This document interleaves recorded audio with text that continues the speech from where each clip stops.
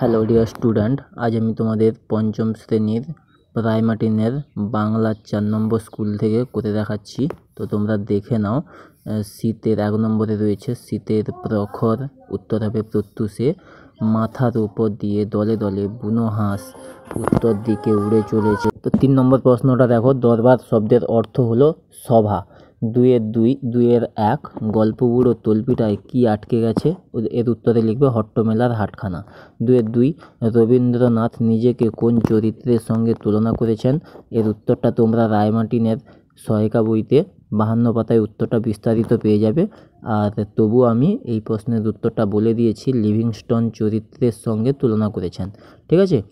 3 নম্বর প্রশ্ন দেখো, এতোয়া কোন বারে জন্মেছিল, উত্তরে লিখবে রবিবারে। 2-এর 4 শব্দার্থ লেখো। উটকো এর শব্দার্থ হবে অপরিচিত। বিমলার ছোট ভাইয়ের নাম কি, এর উত্তরে লিখবে অবনী। ঠিক আছে। তো নেক্সট কোয়েশ্চেন দেখো, 3-এর দাগে এলোমেলো বর্ণ সাজিয়ে শব্দ তৈরি করো। 3-এর 1 উত্তর হবে আজগুবি। 3-এর 2 এর উত্তরটা হবে রূপকথা। ঠিক আছে। তো তোমরা যারা যারা আমার চ্যানেলটি দেখছো, আমার এই ভিডিও দেখছো, তারা অবশ্যই কিন্তু সাবস্ক্রাইব করে রাখবে আর বেল আইকনটি প্রেস করবে, যাতে পরবর্তী ভিডিওগুলি তোমরা তোমাদের ফোনে পেয়ে যাও। ঠিক আছে। তো নেক্সট কোয়েশ্চেন দেখো,